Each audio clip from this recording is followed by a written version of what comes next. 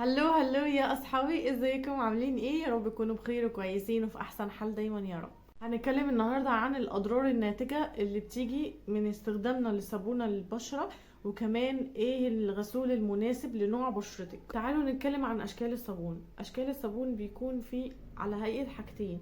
اول حاجه بتكون في شكل قطعه صلبه اللي بنشوفها في المحلات بره، او على هيئه هاند ووش.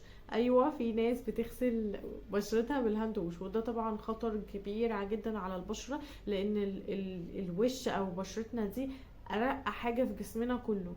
فما ينفعش ان احنا يعني نستهزئ بيها، علشان هي كمان ما تتلككش لينا يعني. اول حاجه، الصابون مكون من حاجتين: NaOH صودا كاوية، ودي مادة كيميائية خطيرة جدا على حاجز البشرة الرقيق بتاع وشنا. تاني حاجة بيبقى فيها معطرات، والمعطرات دي بتضر البشرة طبعا، بتطلع لها حبوب، وبيخلي البشرة اصلا الصابونة عموما بتخلي شكل البشرة جاف، ناشف، باهت. فكل ده اسباب استخدام الصابونة لبشرتنا. تعالي بقى، لو انتي بشرة حساسة استعملي الصابونة وشوفي كمية التهيج والاحمرار اللي هتحصل لبشرتك. طبعا مش كل الناس بتستعمل يعني الضرر لوشها، لا طبعا، بس في ناس بتغسل وشها كده من غير اي حاجة، لا صابون ولا غسول. طب فين بشرتنا بقى؟ هننضفها ازاي من البكتيريا والميكروبات والخلايا الميتة اللي موجودة عليها؟ فين؟ استخدامك للصابونة بيخليها تشيل كل الزيوت الطبيعية اللي موجودة على بشرتك اللي ربنا خلقك بيها، تمام؟ وده بيخلي شكل البشرة جاف وباهت. تعالوا ناخد نبذة بسيطة جدا عن فوائد الزيوت الطبيعية بتاعة البشرة. أول حاجة من فوائد الزيوت الطبيعية للبشرة إن هي بتحافظ على ترطيبها ونعومتها، بمعنى إن هي بتكون طبقة كده بسيطة على بشرتك، بتخلي شوية المية أو شوية الرطوبة اللي موجودين جوه بشرتك موجودين أطول فترة ممكنة، بتحافظ عليهم، وبتمنع المية تتبخر بسرعة، وبالتالي بتحافظ على نعومة بشرتك. تاني حاجة وهي ان افراز الزيوت دي بيحافظ على توازن الPH بتاع البشرة، بمعنى انها لا تخليها دهنية قوي ولا تخليها جافة قوي. وطبعا زي ما هي الزيوت مفيدة لبشرتنا وبتخلي شكل الجلد ناعم وطري، بس برضو في نفس الوقت لو ما استعملناش غسول لطيف لبشرتنا مناسب لبشرتنا يهدي او يشيل جزء من الزيوت دي بتتراكم على الجلد وبتتجمع مع خلايا ميتة واتربة، بتسد المسام وتسبب لك حبوب وتسبب لك رؤوس سوداء وحاجات تانية كتير احنا في غنى عنها. فالافضل بقى ان احنا نستعمل غسول لبشرتنا مناسب لبشرتنا على حسب نوع كل بشرة. طبعا عندنا البشرة 4 انواع، وكلنا عارفين ايه هي الانواع دي، وانتي عارفة نوع بشرتك ايه.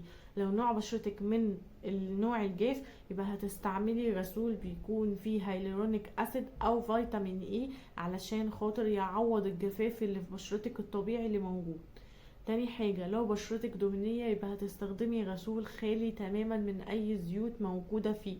ونفس الكلام للبشرة المختلطة، هتجيبي غسول خالي من الزيوت، لان بيبقى فيه جزء من البشرة فيه زيوت، فاحنا مش عايزين الزيوت دي، تمام؟ ولو بشرتك حساسة يبقى هتستعملي حاجة قوامها خفيف كده، جل بسيط، علشان يبقى ملمسه ناعم على بشرتك وما يهيجهاش. هستعمل معاكم النهاردة غسول بشرتي، بس اول حاجة لازم اكون واخدة بالي منها قوي ان ايدي دي تكون نظيفة، علشان البشرة بتتلكك لاي حاجة ممكن تطلع لك حباية بدون اي سبب وانت بتعرفيش سببها ايه، فلازم ايدك تكون نظيفة متعقمة تماما. وكمان في نقطة مهمة جدا، ان انت بتغسلي بشرتك برقبتك، ما بتغسليش وشك بس، لا كمان رقبتك معاها. بس طبعا عشان انا الحجاب مش هعرف اعمل معاكم كده، بس طبعا انتوا لازم تعملوا كده. مهم جدا ان الغسول يقعد على بشرتك من دقيقة لدقيقتين، وتعملي بيه حركات دائرية كده، حتى لو ما فيهوش سكراب عادي او حبيبات شبه السكراب، مفيش مشكلة عادي، علشان بس بشرتك تستفاد بيه اطول فترة ممكنة. خلاص غسلنا بشرتنا، والمفروض ان احنا ننشفها. فهتتنشف بحاجتين مفيش تالت ليهم: يا منديل نمسح بيه كده بطريقة الطبطبة ونرميه، يا اما فوطة مخصصة لبشرتنا بس. حتى لو بشرتك حاسة ان هي مترطبة وناعمة، كل ده طبعا من اثار الغسول، ومش محتاجة مفيهاش اي جفاف، لازم تحطي يا اما مرطب يا اما سيرم لبشرتك، وتفضل بشرتك مترطبة طول الوقت. فانا بالنسبة لي هحط سيرم هحط السيرم لبشرتي، ومش لبشرتي بس يا جماعه، لا كمان لشفايفي. ومهم جدا ان انا ارطب شفايفي طول الوقت علشان ما تبقاش شكلها لونه ابيض باهت تعبان جاف. فطبعا كل ده يعني شكلي لما حد يشوفني هيقول عليا انت تعبانه فيكي حاجه. فلا، احنا عايزين بشرتنا تكون بيرفكت ما فيهاش اي حاجه. هرطب شفايفي بليب جلوس كنت عاملاه من البيت، تحفه وخطير جدا في اللمعه والترطيب. شوفوا الفيديو انا منزلاه في الشورتس كده. بشرتي كده بقت بيرفكت. اتمنى يا رب الفيديو يكون عجبكم. في ملحوظه صغيره جدا، اوعوا تعملوا الكلام ده وانتوا حاطين ميك اب، لازم الميك اب يتشال تماما. اتمنى يا رب الفيديو يكون عجبكم. ما تنسوش بس السبسكرايب وتفعلوا زر الجرس على كل المجهود ده. ولو عجبكم الفيديو دوسوا لي لايك.